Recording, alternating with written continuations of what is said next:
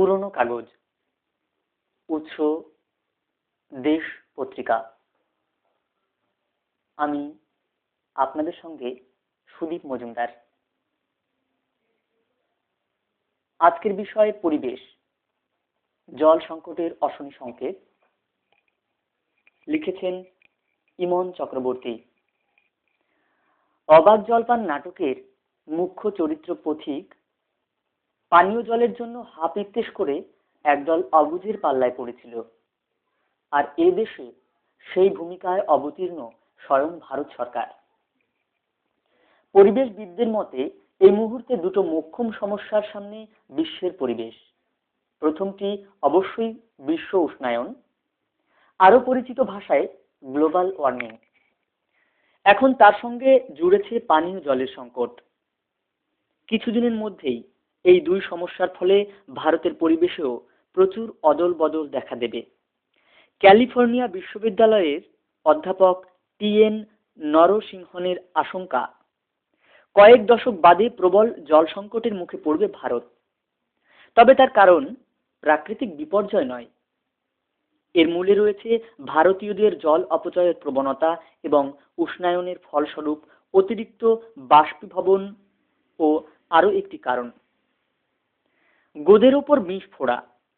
বিশ্ব উষ্ণায়নের জেরে দ্রুত গলছে হিমালয়ের হিমবাহ, যার অনিবার্য পরিণতি গঙ্গা ব্রহ্মপুত্রের মতো নদীতে জলের পরিমাণ বেড়ে বন্যা পরিস্থিতির সৃষ্টি হওয়া।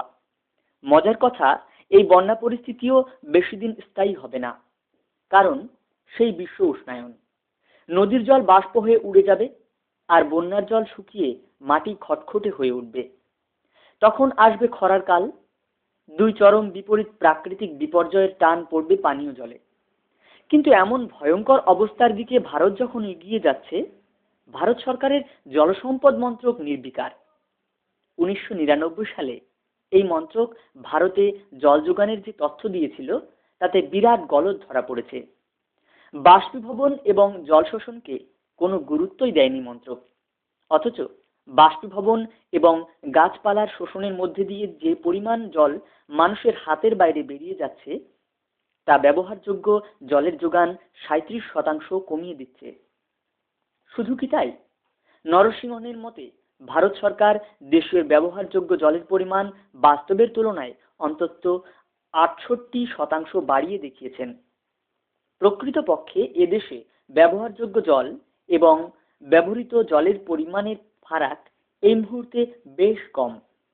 কাজেই 2050 সালে ভারতে বার্ষিক জলের চাহিদা 89,700 কোটি ঘনমিটার পৌঁছবে বলে মনে করা হচ্ছে। সেই লক্ষ্য পূরণ যে অসম্ভব, তা এখনই জলের মতো পরিষ্কার। তাই নিজের গবেষণাপত্রে ভারত সরকারের এই মনোভাবকে অদূরদর্শিতা বলে চিহ্নিত করেছেন নরসিংহন। গত শতকের গোড়া থেকেই কৃষি, শিল্প, গৃহস্থালী প্রতিটি ক্ষেত্রে জলের চাহিদা বাড়ছে। পাল্লা দিয়ে বাড়ছে জল অপচয়ের পরিমাণও। কারণ প্রায় সকলেই মনে করছেন প্রকৃতি থেকে বিনা খরচে ইচ্ছেমতো জল পাওয়া যায়। জলসম্পদ সংরক্ষণের প্রয়োজনীয়তা সরকারি স্তরে ধর্তব্যের মধ্যে আসা নেহাতই সাম্প্রতিক ঘটনা, আর ব্যক্তিগত স্তরে সাধারণ মানুষের ক্ষেত্রে এখনো সেই সচেতনতা অকল্পনীয়। উপরি পাওনা দেশের ঘরে ঘরে জলের যোগান নিশ্চিত করতে এবং জল সরবরাহ পরিকাঠামোর রক্ষণাবেক্ষণে সরকারি উদাসীনতা। আর তাই ব্যক্তিগত উদ্যোগে কুয়ো খুঁড়ে টিউবওয়েল বসিয়ে বহু ক্ষেত্রে জল জোগাড়ের ব্যবস্থা করে নিয়েছে মানুষ। এই অপরিকল্পিত যথেচ্ছ ব্যবহারে ভূপৃষ্ঠে এবং ভূগর্ভে জলস্তর নামছে হু হু করে।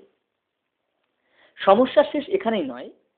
এবার প্রশ্ন, যে জল পাওয়া যাচ্ছে তা পানযোগ্য তো? জলবাহিত রোগে মৃত্যু কলকাতার মতো দেশের প্রথম শ্রেণীর শহরের ফি বছরের চেনা ঘটনা। সম্পন্ন মানুষেরা অর্থের বিনিময়ে তেষ্টা মেটাতে পারলেও পরিশ্রুত পানীয় জল এখনো ভারতে গরিবদের মৌলিক অধিকারের তালিকাভুক্ত নয়। প্রতি গ্রীষ্মে মাইলের পর মাইল হেঁটেও তেষ্টার জলটুকু জোগাড় করতে পারেন না রাজস্থান, গুজরাতের বহু গ্রামের মানুষ। বিশ্বায়নের যুগে যখন পাড়ায় পাড়ায় গজিয়ে উঠেছে মাল্টিপ্লেক্স, শপিং মল, তখন পানীয় জলের মতো জীবন ধারণের প্রধান রসদ নিয়েই জল খোলা হচ্ছে।